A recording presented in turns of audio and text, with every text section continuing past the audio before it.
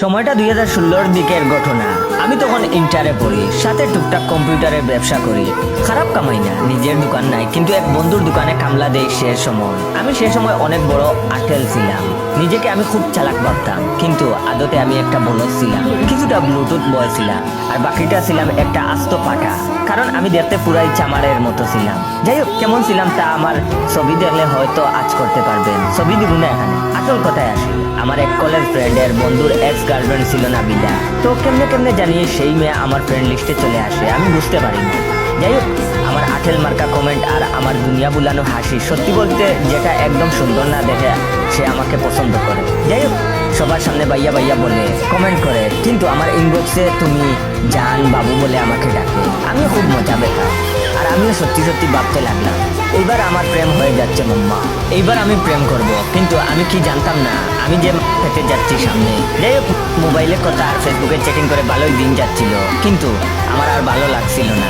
আমার তো দেখা করতে হবেই, নইলে আমার ভাত হজম হচ্ছিল না। বলে রাখা ভালো, সে সৈয়দ নবীবালিতে পড়তো, আর তার বাসা ছিল আলীনগরের কোনো এক গ্রামে। বাবা ছিলেন ব্যবসায়ী, আর তার মা ছিল না। যে মা ছিল সেটা তার আপন মা ছিল না। সেই মা ওকে অনেক কষ্ট দিত, এই জন্য সে আর থাকবে না, পালায় যাইতে চায়। আমাকে এই জন্য সে সময় বলেছে, আমি বিশ্বাস করে নিয়েছিলাম। আসেন একটু মন খুলে, এই জন্য যে আমি একটা বলদ ছিলাম, আমি হিসাব মিলাইতে পারতাম না। তার ডেইলি ফাস্ট ফুড খাওয়ার খরচ আর শপিং এর খরচ কোথার থেকে আসতো। যাই হোক, আমি তার সাথে দেখা করব গোলাপগঞ্জের লাগিজের সামনে। আমি কোনো সময় ওই এলাকাতে যাই না, তাই একটু গুগল ম্যাপে দেখে নিলাম আমার মোবাইলে। সে সময় আমি নোকিয়া N95 চালাতাম। বাসে করে গেলাম তার সাথে দেখা করার জন্য। সে আমাকে 1 ঘন্টা দাঁড়া করে রাইখা এরপরে দেখা করতে আসলো। আসার পরে দেখি সাথে আরেক বান্ধবীও একটা পুলা, তারা বয়ফ্রেন্ড গার্লফ্রেন্ড। যাই হোক, এবার রিক্সা ভ্রমণের পালা। রিক্সা নিলাম, সে একটা অজুহাতে রিক্সায়ের হুড উঠায় দিল। আমি হুড উঠানো রিক্সাতে বসতে পারলাম না, শুধু আমি মুঠা হবার জন্য। এরপরেও উঠলাম, উঠেই প্রথমে মাছ খাইলাম। সে আমাকে বলল তাকে ড্রেস গিফট করতে হবে, আর যেটা আমার লাইফের প্রথম শোনা। আমি যখন বললাম কেন, সে আমাকে অনেকগুলা কথা শোনাইল। এরপরে আমি লজ্জাতে তার জন্য ড্রেস কিনবো বলে ঠিক করলাম। আমি তার 2 দিন আগে একটা কাজের জন্য 4000 টাকা বিল পাইছিলাম, সেটা ব্যাংক থেকে তুলে নিলাম। এরপরে তাকে সাথে কইরা তার পছন্দের ড্রেস কিনতে গেলাম, কিনলাম 3500 টাকা দিয়ে।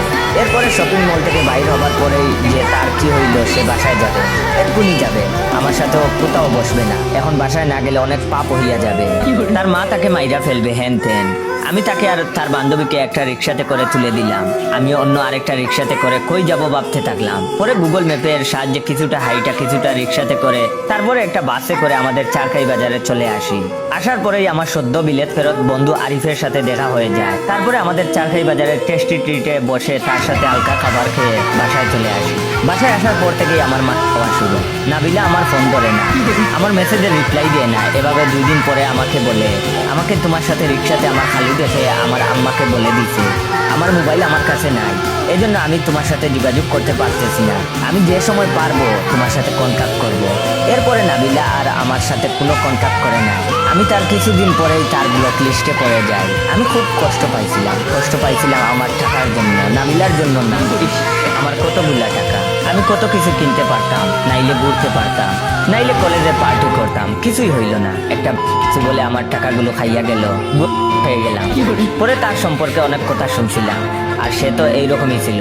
এরপর থেকে কেউ তার নাম নাবিলা বললে আমি মুচকি হাসি দিয়ে দিতাম, আর আমার ভিতরে মুচড় মারে, ইস আমার টাকাগুলা।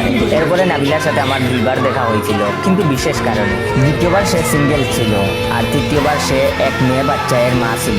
আমি আর কোনো সময় তাকে তার লাইফে কি হয়েছিল জিজ্ঞেস করি নাই। শুনছি অনেক ছেলেকে গিয়ে সে নিজেই অনেক বড় মা গেছিল।